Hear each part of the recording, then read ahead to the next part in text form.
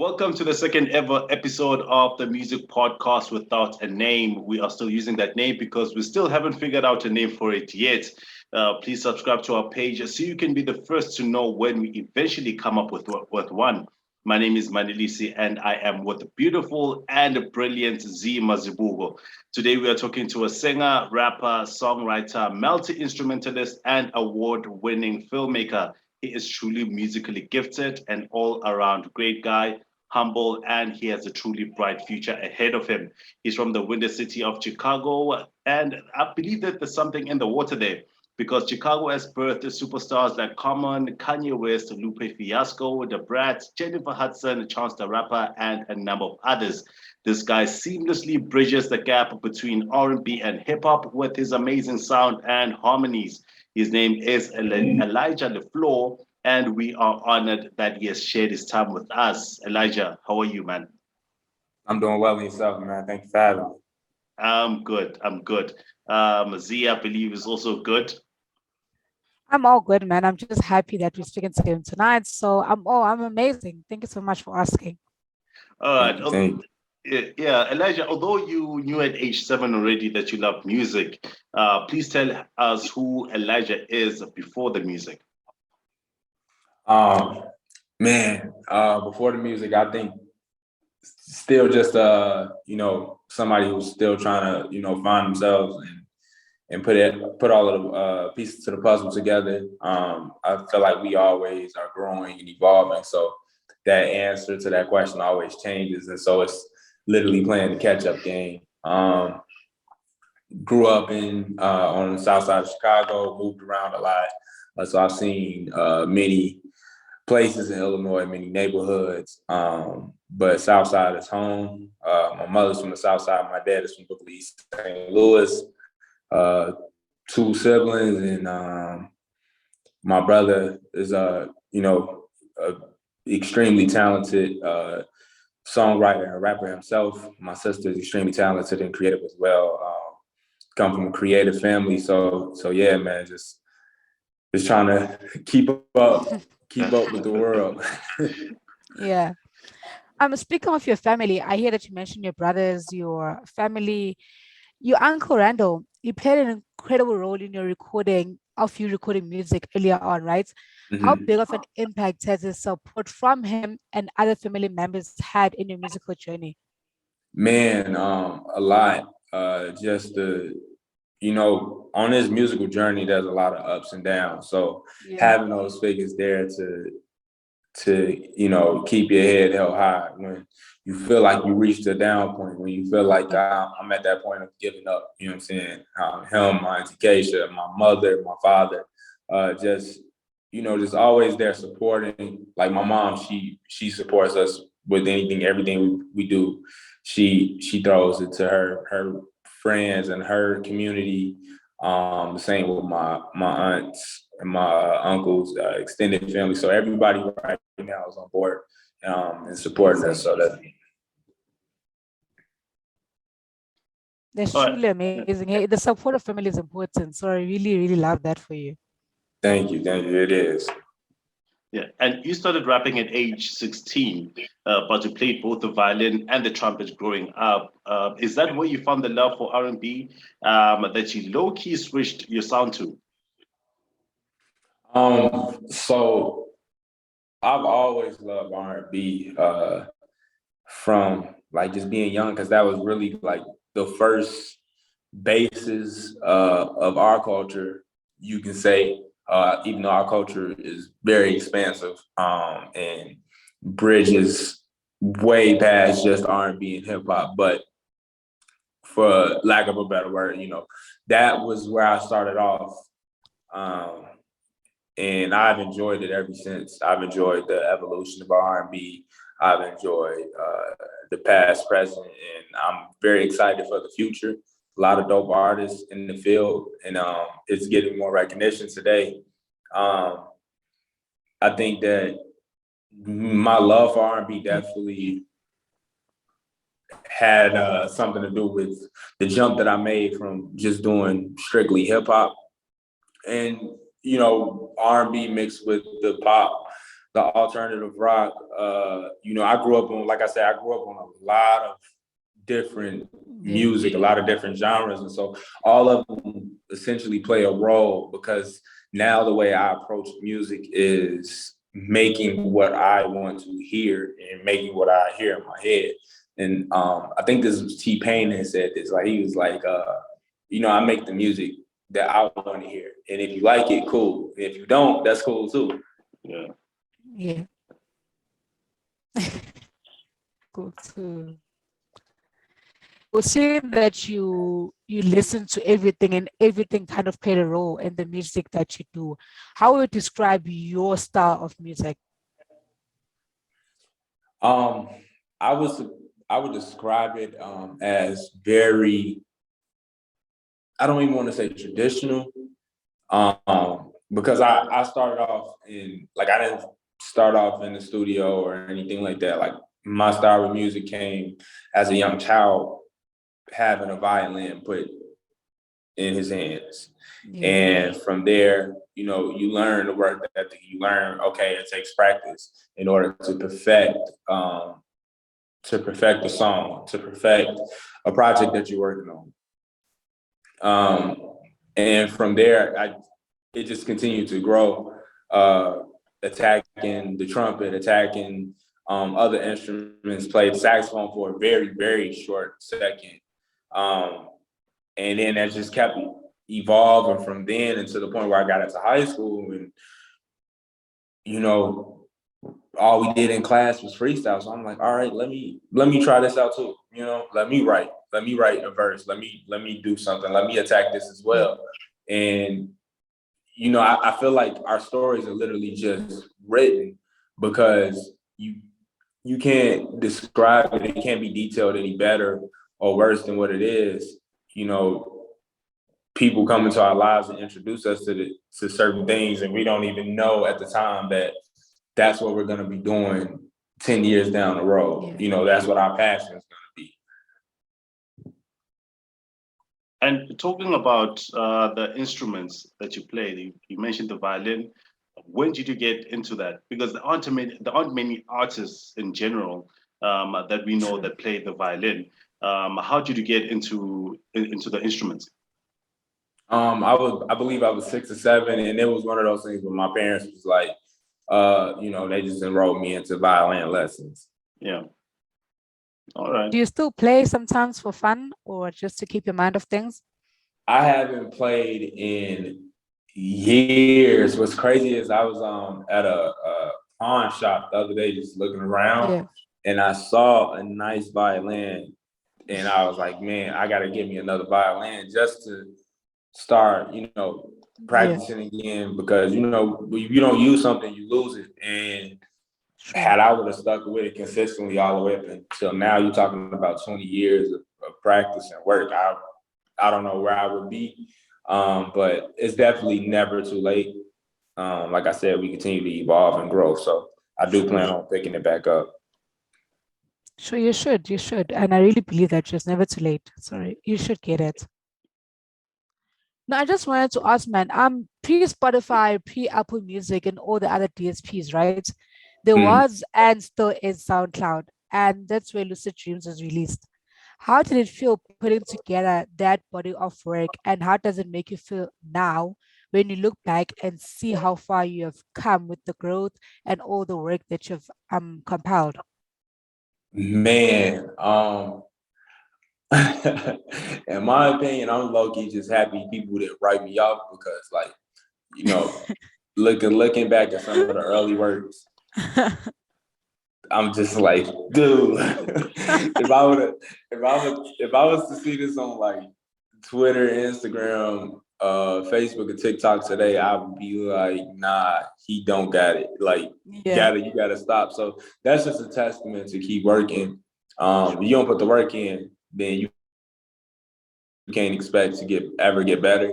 But SoundCloud time was definitely crazy, because it was like anything could catch at that time, but you definitely needed a certain level of heat and those heat checkers. And you got to be consistent. That was the biggest lesson I learned, is that consistency, because I wasn't consistent back then. And just like being consistent, being always in the audience's face, always out with something, always like working, having that perfect work-life balance is super important. And I've learned that over my tenure of working on music and being in the music industry. Because I was there with the Dat Piff days. Consistency is the key. Yeah, I was there with Dat Piff. You know, though I was there. Yeah. Now, I understand that you're also very, very spiritual, a very spiritual person. How does that? How do you use that or incorporate that into your music? I would say just making sure that what I put in my music, first and foremost, is the truth. Second, to that point, is making sure what I put in my music is not detrimental to not only myself, but my community and society as a whole, especially when it comes to certain topics. Like, then this is not a knock to anybody. I'm not no drug dealer, so I'm not gonna rap about selling drugs. You know what I'm saying? Like, I think that's extremely detrimental for an artist who is extremely talented to talk about something that they have never experienced themselves. It's different. It's a difference when you talk about it and this has been your life. So that's your story. You're just projecting your story and putting it in the form of music.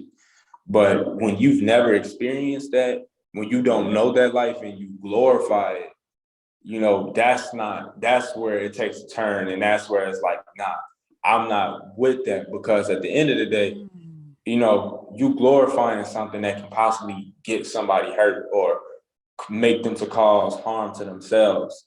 You know, when you talk about drugs, when you talk about the intake of drugs, when you talk about the abuse of drugs, these are real world problems that people are really going through.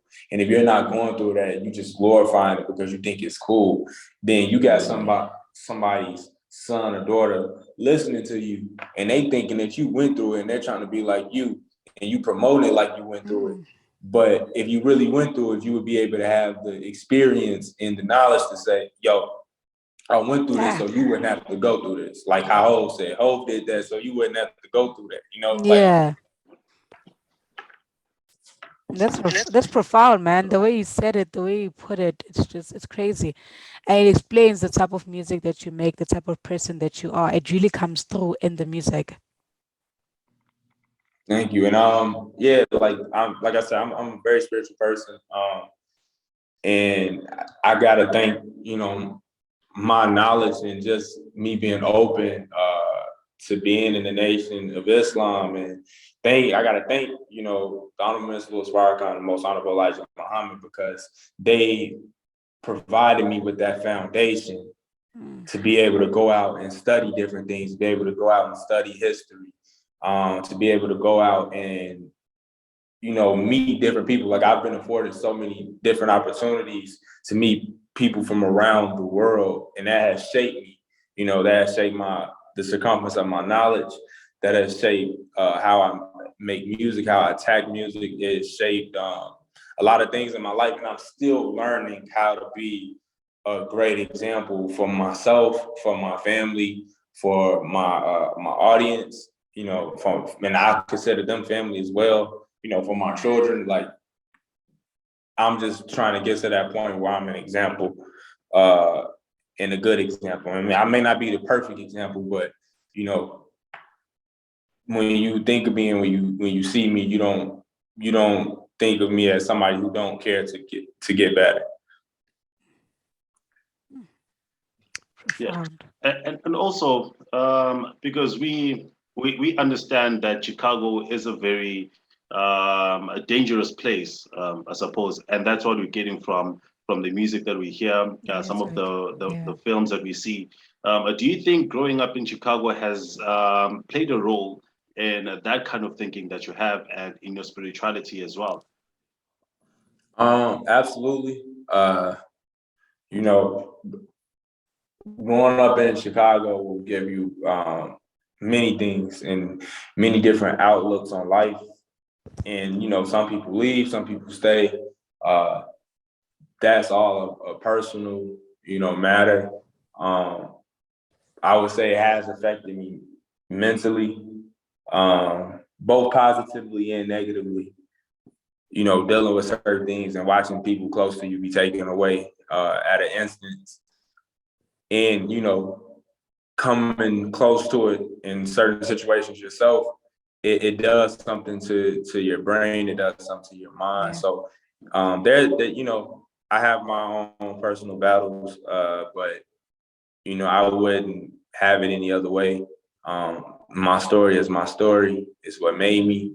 And I'm just here to be a vessel to, you know, make sure that the next generation, that those younger than me, and that those who are present in the community now can eventually get to a point where we have a better life and better living arrangements, where we have programs in place to cultivate us, and cultivate the talents that we have, the hidden talents that we have, and the talents that already have revealed themselves. And so that we can really, you know, have our culture thrive, not only here in Chicago, but around the world, and just get to a place where, you know, we all do unto others as we would like done unto ourselves.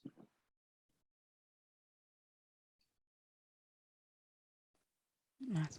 So you also basically just want to tell a different story of Chicago, unlike the one we all grew up to, the one we all growing. You just want to tell a different one. Yeah, because it's a different like perspective. Like, everybody from Chicago ain't from the trenches, you know. Like, that don't necessarily have to be your story just because you're from here, you know. And just because we're from here, we can Yeah.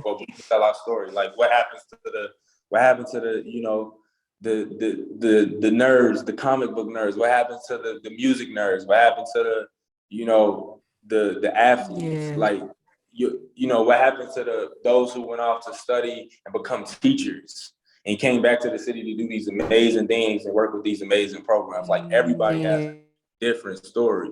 And that's not to knock those who are in the streets, because, bro, that's your story.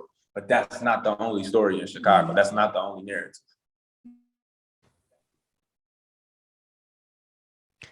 What you're saying is literally reminding me of South Africa, because the world has a certain view of the country. Looking past the continent, the world is a different view of the country. And the minute they get here, there's something that Stogie T, a rapper we have here, once said, is like, we also have those blue Aston Martin cars, because it's a thing of the world knows the impoverished part of it, and they don't think there's more to it because that's what was shown. That's the movies that were portrayed. And then they get to come like, there's actually more to this than what we've seen in TV. So it's really I understand where you're coming from. Yeah, and I'm one of those people that I believe that, you know, how they portray Black people all around the world is by design. Um, and Yeah. it's up to us at this point. You know, when we look at certain issues, it's up to us to say, you know what, this is our space. Let's take control of our space and let's control our narratives. You know, let's get ourselves right. Let's Yeah. have our community thriving, and let's support ourselves and support each other, and make sure that we have a positive environment for growth before we, you know, let somebody else tell our story. Yeah. That's how you got kings and queens being portrayed, and they don't look nothing like how they actually look. Yeah. Yeah. No. That is true. And you having that chance to portray that, you're a filmmaker and you have won awards for that. Please tell us all about that.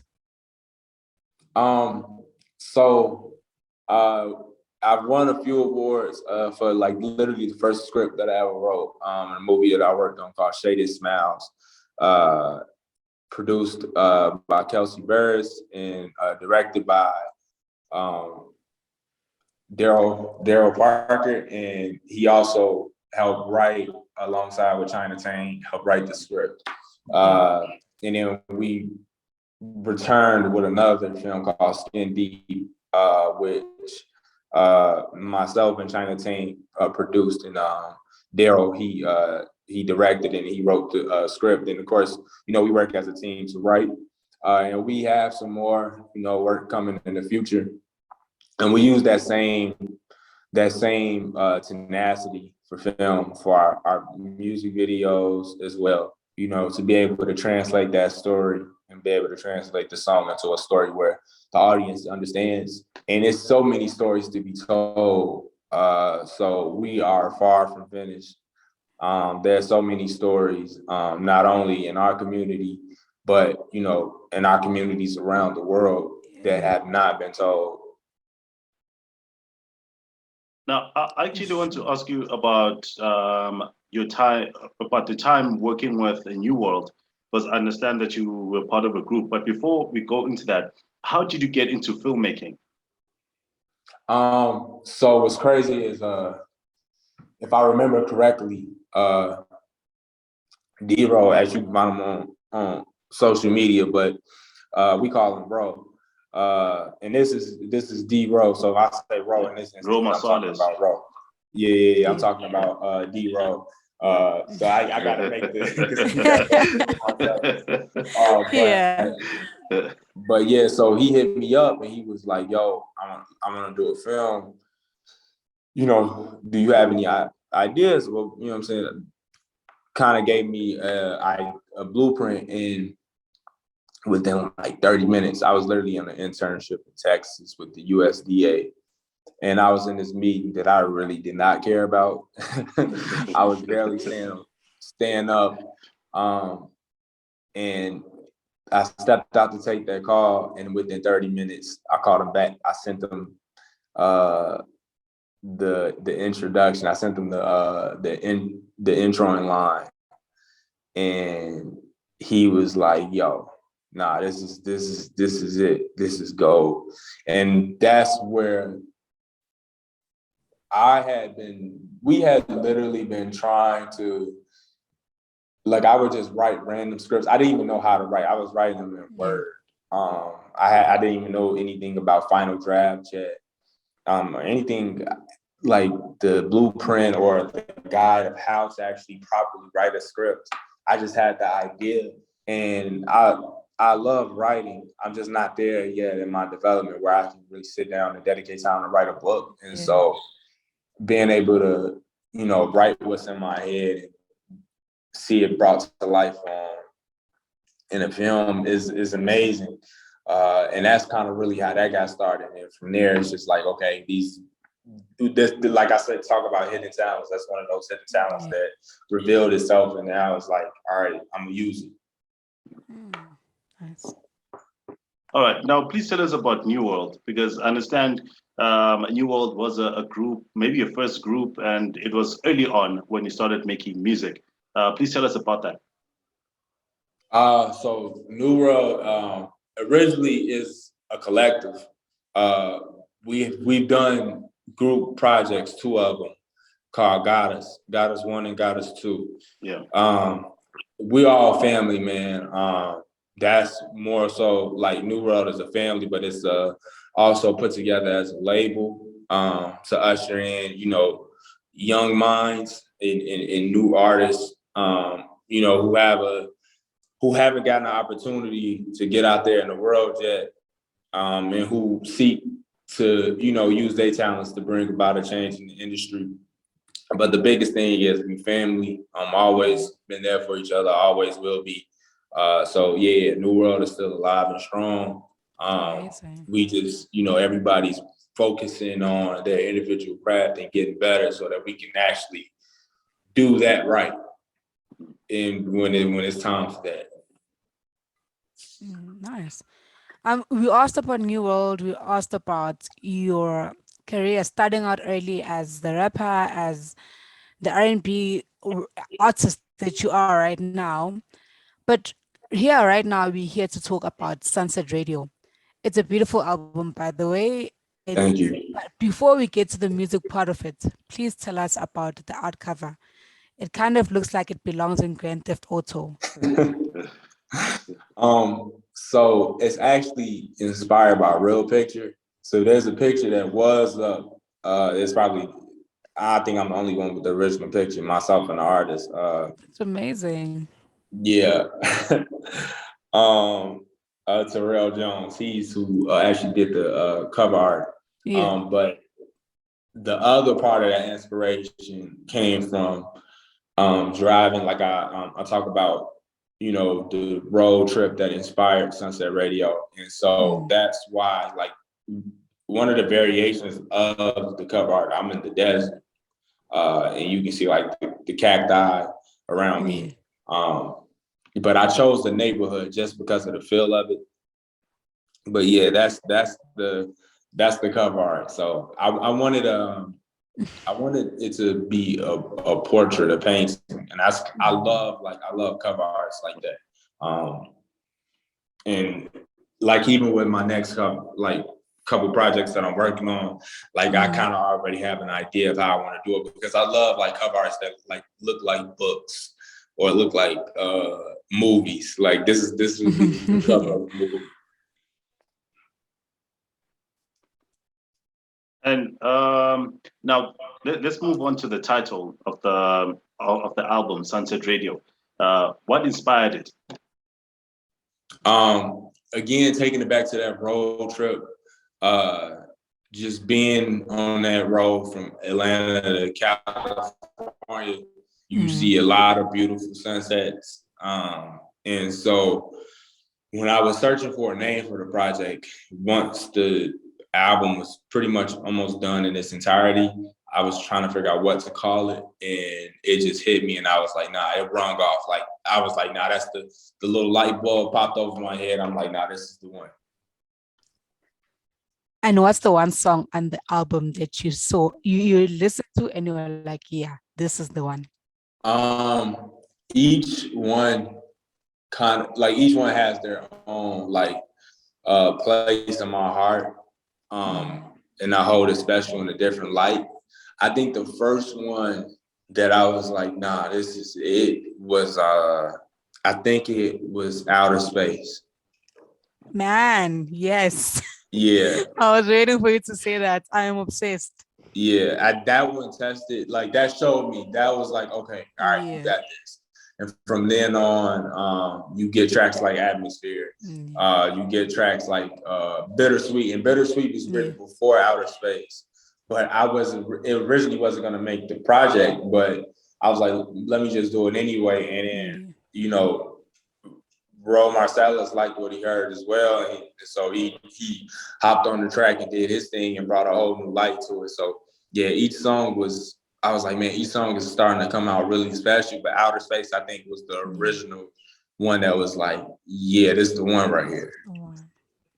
I totally get it. I love it too, so I understand. And then what about your writing process? How did you get to write each song on the album? So I mentioned this in my Sweet Life interview. So this time around, I wrote every song pretty much, I think, before I even got to the studio. I think I only wrote a couple verses in the studio, and that's the one on, that song didn't make the project. But I always lit a candle. I always made sure that the room was kind of clean. I wrote some of those songs in my bedroom, just sitting on the edge of the bed writing. Wrote a lot of them at the dining room table because, I was living by myself, 2-bedroom apartment, so I had a lot of space. I wrote some in my, office space, and I would just zone out. I would listen to some music first, and then I would pray. I would pray before I even started writing, just for, Allah to bless my pen, open up my mind, and I would just attack. And just allow my heart to speak. And you touched on the candles, and I wanted to ask you about that. Scented candles, what's your go-to scent when you want to write? What's the one scent that you feel like it gets you in that space? So like what I usually do is like I'll get random candles, but I that's one of the things I promise myself. I pick really good candles, and I don't like the too fruity ones. I don't like the the two sweet ones. Like there was one I had when I was younger. It was like a cookie crunch or something like that, and I was like, nah, this is it's too rich. Like it low-key hurt my stomach. I like the mellow breeze. Like when you get the what's the one that I think right now I got like a coconut and vanilla or some type of flower or something like that. It's like real mellow, but it smells like really, really good. Yeah, it's not too much. Yeah, I like the pretty smells. Now, Elijah, we don't really have a lot of time left. What could you expect from you this year? So man, I'm working. By the end of the year, you're probably gonna be like, nah, he's crazy. Yeah. I have I'm working on 2 projects. I know for sure one will come out this year. Possibly 2 will come out this year. Amazing. But I don't want to put my word on it. Like, hey, where's the project? But yeah. I'm working on 2. Well, I actually finished the skeletal to 1 project. I'm working on the 3rd now. And they're not in any chronological order, but got a lot of dope music coming out. Crazy sounds coming for the summer, man. It's gonna be really colorful. And hopefully my peers in the community will continue to, pull on me and reach out to me about, doing collaborations, features, and just make this a super, super productive year. I really hope they do reach out. Because looking outside the community, right? Because I see you also love building everybody else. Who would you still like to collaborate with? Known or unknown? So I have a few people actually, but Jordan Ward, Isaiah Haran, I gotta get one in my brother Paris Price. Who else? Dream feature would be Tim's. She's amazing. Oh, yeah. Yeah, she's amazing. Mariah the Scientist, I love her sound. It's a bunch of the list can go on and on. Yeah. Just ready to work. Yeah, it's so many dope artists out right now, and the women in music are really killing it. So yeah, it's like I would have to make like 2 completely different lists depending on the sound. But those are the ones that stick out. Yeah, nice. I like that. Cool. Elijah, we have only about 5 minutes left. Any last words? And if you want to get your music, how can you do that? So you can any DSP, so Apple Music, Spotify, Tidal, Audio Mac. The album is there. The singles are there as well. That's where all of the music is going to release. You can follow me on Instagram, Facebook, Twitter, TikTok. Everything is Elijah LeFlore. Really simple. ELIJAH LeFlore LEFLORE. And I'm there, man. I love interacting with everybody. I love having fun and just keeping a light atmosphere, cracking jokes. You follow me on Twitter, some jokes all day. But we keep it serious. Titanic jokes and the likes. Yeah.